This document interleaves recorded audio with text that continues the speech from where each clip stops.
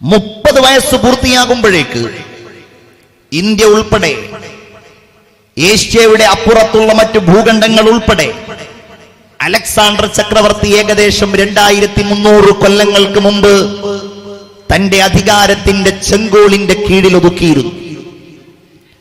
എല്ലാവരും അദ്ദേഹത്തെ അത്ഭുതത്തോടെയാണ് വീക്ഷിച്ചത്. വലിയ സമ്പന്നത അദ്ദേഹത്തിന്റെ മുമ്പിൽ തുറക്കപ്പെട്ടു. സ്വർണത്തിന്റെയും വെള്ളിയുടെയും കൂമ്പാരങ്ങളുടെ വലിയ സൈന്യത്തിനിടയിൽ വലിയ അഭിമാനബോധത്തോടെ അലക്സാണ്ടർ ചക്രവർത്തി ജീവിച്ചു.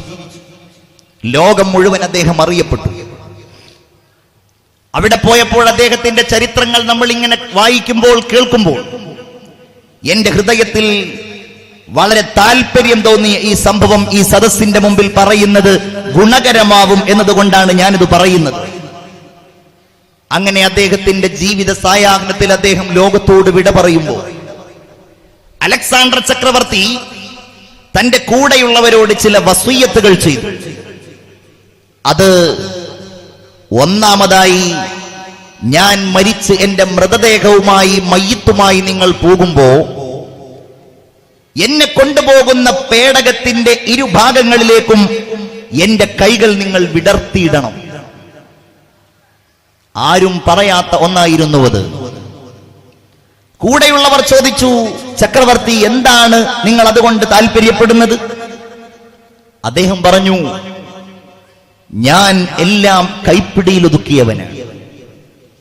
വലിയ വലിയ രാജ്യങ്ങൾ, ഭരണ സംവിധാനങ്ങൾ, അധികാരത്തിന്റെ സകല സുഖവും ഞാൻ എന്റെ കയ്യിൽ ഒതുക്കിയ ആളാണ്.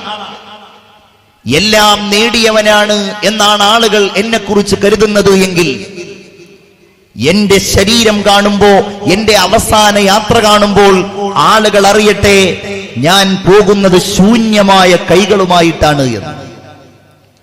പിന്നീട് അദ്ദേഹം പറഞ്ഞു, ഞാൻ മരിച്ചാൽ എന്റേതായിട്ടുള്ള സ്വർണവും വെള്ളിയും ഞാൻ എന്നെ കൊണ്ടുപോകുന്നിടത്ത് നിങ്ങൾ വിതരണം.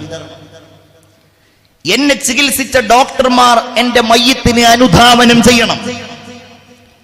ഞാൻ ഉപയോഗിച്ച മരുന്നുകൾ, മരുന്നു കുപ്പികൾ നിങ്ങൾ എന്നെ കൊണ്ടുപോകുമ്പോൾ പിന്നാലെ ജനങ്ങൾ കാണത്തക്കവണ്ണം കൊണ്ടുപോകണം. കാരണം അദ്ദേഹം പറഞ്ഞത്, രാജാവായ എന്നെ ചികിത്സിക്കാൻ എല്ലാ കഴിവുകളുമുള്ള ഭിഷഗ്വരന്മാരാണ് വന്നത്, ഡോക്ടർമാരാണ് വന്നത്.